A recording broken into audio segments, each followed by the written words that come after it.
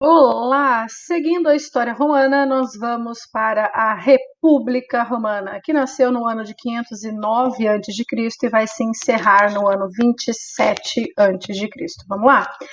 Bom, quando a República nasce, a ideia era que os patrícios tivessem mais poder, né? Mataram Tarquínio, o soberbo, para aumentar o poder para os patrícios. Então a gente vai começar daí, da estrutura política das instituições oligárquicas. Isso. Oligarquia é quando eu tenho uma elite no poder. Nesse caso romano, os patrícios, que são os proprietários das terras, são a elite republicana que vão governar as instituições políticas de Roma, formada por esses três tópicos que estão aqui. Eu vou começar de baixo para cima. Por quê? Porque a base da política romana eram as assembleias. Isso, assembleias. Todos os patrícios podiam participar das assembleias. As assembleias, inclusive, escolhiam as magistraturas e o Senado. O que são as magistraturas? Elas funcionavam como um poder para cuidar de uma parte da cidade de Roma. Um exemplo, a magistratura que cuidava da construção civil, a magistratura dos edis. Isso, edis de edificar, de edifício. Eles eram justamente responsáveis pelas estradas, pelas construções de Roma. Bel, mas parece que dá para entender um pouquinho com relação ao período contemporâneo? Sim. As magistraturas, gente, guardadas as proporções, elas se parecem com os ministérios, isso mesmo. Ministério da Saúde, Ministério da Cultura. Então, as magistraturas cuidavam de uma parte da cidade de Roma. Quando Roma crescer, vai cuidar de uma parte do vasto território romano, tá? Só que no topo nós temos o Senado, que existe desde a fase da monarquia. E aí, para ser senador, tinha que ser eleito na Assembleia. Então, peraí, Bel, a política republicana ela é representativa, porque a Assembleia elegia representantes. Sim, os senadores são votados. Vou fazer um parênteses aqui também comparando com a democracia grega. Na democracia grega, a gente tem uma participação direta do cidadão, coisa que aqui em Roma, a instituição mais importante, que é o Senado, era um cargo eleito. E dentro dos senadores, dois eram mais importantes, que chegavam ao cargo de cônsule, isso mesmo. Cônsul era um número de dois, eles eram eleitos a partir do Senado, e eram eles, digamos assim, o poder máximo da estrutura política romana. Só que esses dois, eles tinham que ficar no poder político no máximo por 2 anos, para não acumular poder. Os romanos morriam de medo, né, de alguém acumular poder e centralizar o poder, como na época dos reis e da monarquia. Bom, sobrevivendo à fase política da República Romana, vamos para problemas sociais, isso mesmo. Lembra-se que basicamente havia 3 classes sociais na monarquia? Patrícios, clientes e plebeus. Os plebeus eles vão começar a brigar com os patrícios. Por que esses plebeus estão brigando aqui?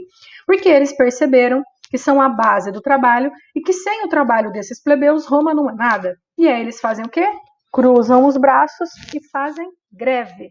Greve para reivindicar principalmente participação política. Isso mesmo, reivindicações plebeias através de greves lá no Monte Sagrado. Eles literalmente cruzaram os braços e falaram: não vou trabalhar não. Não vou trabalhar enquanto eu não tiver alguns direitos garantidos na República Romana. Nós estamos lá ainda no século V a.C., viu? Faz muito tempo isso.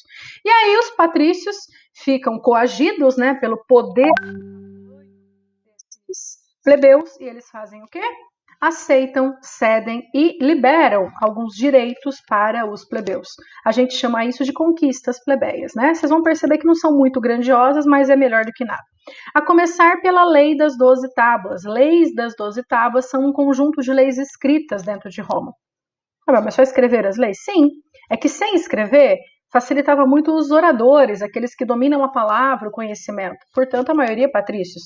Quando a lei está escrita, ela é mais difícil de ser manipulada, interpretada. Então, de certa forma, ela fica mais clara para as conquistas dos plebeus. Então, o benefício, claro, que favorece a classe plebeia, mas não deixa também de favorecer a classe patrícia. Lei Licínia, isso. A Lei Licínia era uma lei que permitia aos plebeus chegarem ao cargo de senador.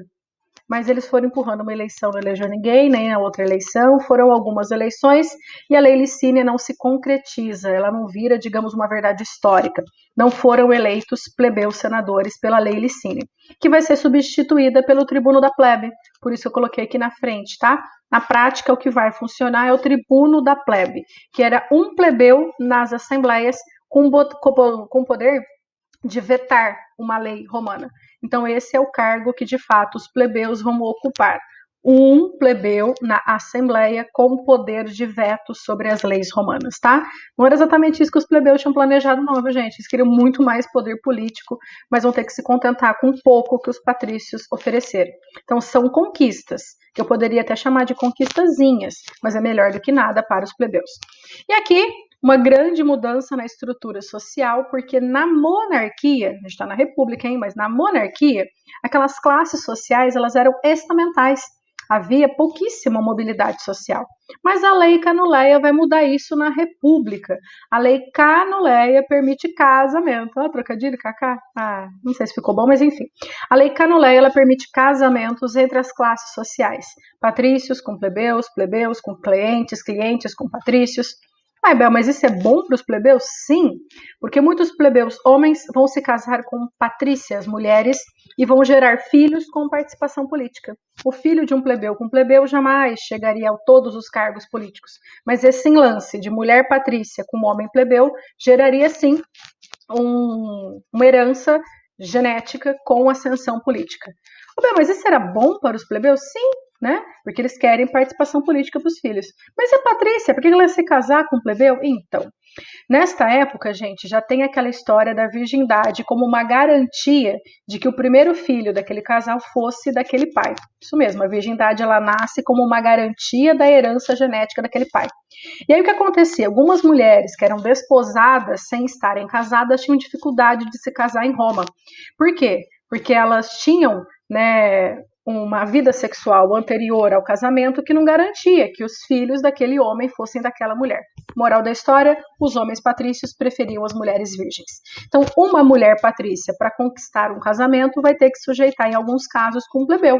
Mas o plebeu não tem problema, porque os outros filhos dele, mesmo não sendo o primeiro, poderiam chegar aos cargos políticos, né? E aqui não se esqueça, tá? Casamento é um grande lance econômico dentro de Roma, é isso?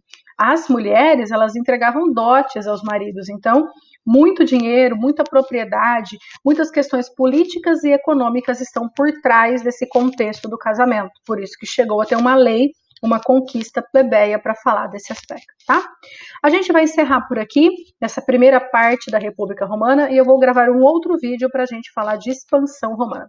Beijinho, até daqui a pouquinho.